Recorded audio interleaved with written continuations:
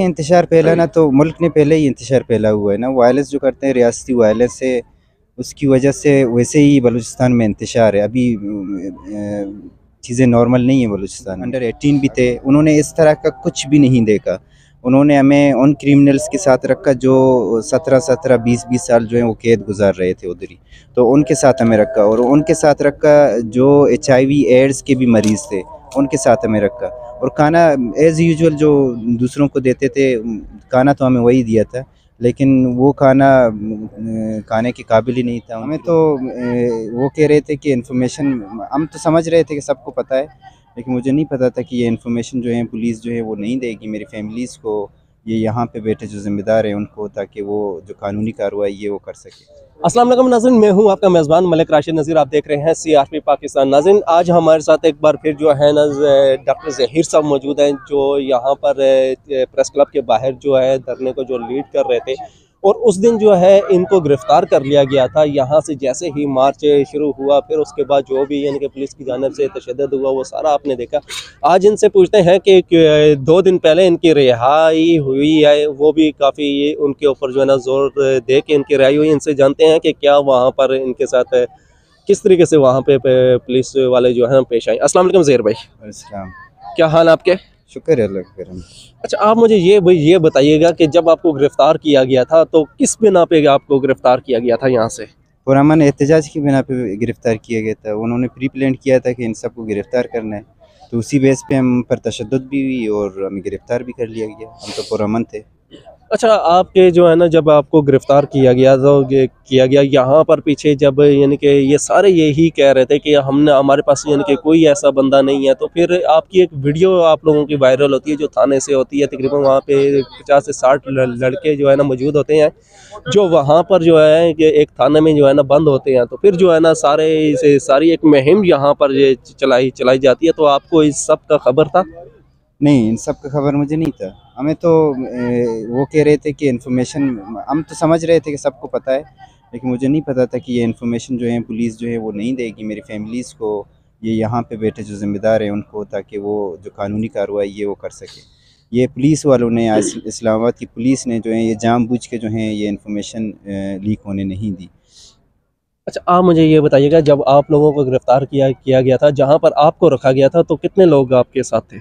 हम कुल 35 लोग थे। एक सेल था, सेल के अंदर फिर चक्की होते हैं, जो छोटे-छोटे कमरे होते हैं, तो उसमें 2 में जो 11-11 थे, एक में 12 था, और उसमें ही हमें रखा हुआ था। अच्छा, रात को जैसे ही आपको गिरफ़्तार किया गया था, तो अगले दिन कोई भी यानी कि गिरफ़्तारी के बाद जो है ना मजिस्ट्रेट के सामने पेश किया जाता है या अदालत के सामने ही पेश किया जाता है, आया कि आप लोगों को पेश किया गया था? असल में जो पहली रात मुझे गिरफ़्तार किया था वो मारगल्ला स्टेशन मुझे ले गए थे, पुलिस स्टेशन। उसके बाद जब सुबह हुई तो उन्होंने मुझे आइडेंटिफ़ाई किया, मेरे पिक्चर्स लिए, NIC लिए। हम 2 ज़हीर थे, दोनों को साथ लेके कोहसर थाने में ले गए। तो उधर जो तफ्तीशी अफ़सर है उन्होंने मेरे साथ मुझे गिरेबान पे पकड़ा, मुझे धमकियाँ दी और बहुत सारी बातें की है। यानी कि वो तो एक नशिस्त में तो नहीं हो सकती कि मैं क्या-क्या कहूँ कि क्या की बातें की। तो उनका बिहेवियर जो था वो अपना वाला नहीं था, सिंपल इन अच्छा, वर्ड्स। आपको वहाँ पर टॉर्चर किया गया असल में? नहीं, टॉर्चर नहीं किया है, टॉर्चर किसी ने नहीं किया। हमें जो है शुरू में बस यही धमकाया वगैरह, फिर मेरे ऊपर जो है FIR वगैरह दर्ज की। मैं उधर ही बैठा हुआ था, FIR वगैरह दर्ज की, मेरे ऊपर केस डाले। मैं चुपके से उधर ही बैठा हुआ था। फिर उसके बाद उन्होंने जो है मुझे कोर्ट में, सेशन कोर्ट में पेश किया, लेकिन सेशन कोर्ट के अंदर जैसे ही हम गए तो वो जज ने कहा बस इसका जो है पता नहीं रिमांड है क्या है, मुझे कानूनी चीज़ों का नहीं पता होता। हाँ, बिल्कुल, उन्होंने बस वो टाइप करके फ़ौरन दे दी, मेरे ख़्याल से 1-2 मिनट में फ़ारिग कर दिया। और उसके बाद मैंने पूछा भी तफ्तीशी अफ़सर से कि मुझे एडवोकेट के लिए अलाउ किया जाए, तो उन्होंने मुझे रिस्पॉन्ड नहीं किया। और मैंने ये भी बताया कि मेरे फैमिलीज़ को भी इन्फॉर्म किया करें, ताकि हम जो है कानूनी कार्रवाई के हिसाब से करें, लेकिन उन्होंने मुझे अलाउ नहीं किया और अपने साथ ले गए। तो ये सिचुएशन थी उस टाइम। मुझे नहीं पता था कि ये मुझे इस तरह रखेंगे या मिसिंग के हिसाब से तौर पे जो अच्छा, है। आप मुझे ये बताइए कि दौरान गिरफ्तारी जो यानी कि कैदी को सहूलियात यानी कि जेल के अंदर जो है ना दी जाती हैं, थाने के अंदर यानी कि दी जाती हैं, जैसे खाना पीना, कपड़ा, जो चीज़ आपकी रिक्वायरमेंट हो। अगर गोया कि अगर आप सिगरेट वगैरह पीते हैं तो वो भी आपको जो है ना वहाँ पर ला के दिए जाते हैं। आया कि इस तरीके से आपके साथ बर्ताव किया गया, जो चीज़ आपकी रिक्वायरमेंट थी आपको दी गई थी? नहीं, बिल्कुल इस तरह नहीं था। अब देखें, स्टूडेंट्स थे सारे हम, और छोटे छोटे स्टूडेंट्स थे और उनमें अंडर 18 भी थे। उन्होंने इस तरह का कुछ भी नहीं देखा। उन्होंने हमें उन क्रिमिनल्स के साथ रखा जो 17 20 साल जो है वो कैद गुजार रहे थे उधर ही, तो उनके साथ हमें रखा। और उनके साथ रखा जो HIV एड्स के भी मरीज़ थे, उनके साथ हमें रखा। और खाना एज़ यूजुअल जो दूसरों को देते थे, खाना तो हमें वही दिया था, लेकिन वो खाना खाने के काबिल ही नहीं था। उनकी रोटियों में इतनी बू आ रही थी, जैसे शुरू में तो हम एडजस्ट नहीं कर पाए, लेकिन बाद में जो है हम इन चीज़ों को एडजस्ट कर पाए। और बाकी जो है सहूलत वगैरह कुछ भी नहीं था, ना उन्होंने हमें साबुन तक नहीं दिए थे। और कंबल तो एक रात जो है पूरी सर्दी में हम वैसे ही बैठे रहे, कंबल भी नहीं दिए थे। और बाद में जो है उन्होंने हमें बहुत ज़्यादा रिक्वेस्ट करने के बाद जो है हमें कंबल प्रोवाइड किए थे, लेकिन बाकी कुछ भी सहूलत नहीं था। जी, बहुत बहुत शुक्रिया। तो जी नाज़रीन, ये थे हमारे साथ डॉक्टर ज़हीर साहब, जिन्होंने अपनी सारी वारदात जो है ना गिरफ़्तारी के दौरान इनके साथ किस किस्म का रवैया जो है ना रखा गया और कि किस तरीके से इनके इस्लामाबाद पुलिस इनके साथ पेश आई। तो आप मुझे ज़हीर भाई ये एक चीज़ यानी कि बता दीजिएगा कि आया कि अगर आपके यहाँ पर मुतालबात यानी कि पूरे नहीं होते तो अगला आप लोगों का लाए अमल क्या होगा? लाएअमल मेरे ख़्याल से उस दिन प्रेस कॉन्फ्रेंस में डॉक्टर ने तो बड़े वाज़े से कह दिए थे कि हम जो हैं अपने लोगों के अंदर जाएंगे, उनको बताएंगे कि ये हमारे साथ क्या कर रहे हैं और हमारी बातों को सुना है नहीं सुना है। हम तो यही कर सकते हैं। तो अभी डॉक्टर साहब वो खुद ही अपना मशवरा कर लेंगे, वो ज़्यादा बेहतर जानते हैं कि क्या करना है। उनकी अपनी कमिटी अपने तरीक़ाकार हैं, वो उसी तरीके से अपना लाएअमल पेश करेंगे और आप सबके सामने जो है वो बता अच्छा, देंगे। डॉक्टर साहब है ना, तो ये यानी कि लाया अमल दिया था प्रेस कॉन्फ्रेंस में कि हम जो है ना यहाँ से यानी कि 7 दिन का उन्होंने अल्टीमेटम दिया था कि हम जो है ना वापस अपने बलोच अवाम में यानी कि वापस यानी कि चले चले जाएंगे। तो आपको लगता है कि इस तरीके से अगर अगर यानी कि आप लोगों के साथ इंसाफ नहीं किया गया, आप लोगों की जो यानी कि डिमांड्स हैं वो पूरी नहीं की जाती, आप लोग अगर इसी तरीके से वापस चले जाते हैं तो मुल्क में कोई इंतशार पैदा हो सकता है? देखें, इंतशार फैलाना तो मुल्क ने पहले ही इंतशार फैला हुआ है ना। वायलेंस जो करते हैं, रियासती वायलेंस है, उसकी वजह से वैसे ही बलूचिस्तान में इंतशार है। अभी चीज़ें नॉर्मल नहीं है बलूचिस्तान में। अगर हम उधर जाएंगे तो लाजमी है, डॉक्टर जाएगी तो वो पॉलिटिकल वर्क करेगी, उसमें लोगों को अवेयरनेस देगी कि जो रियासत है वो हमारे साथ क्या कर रही है।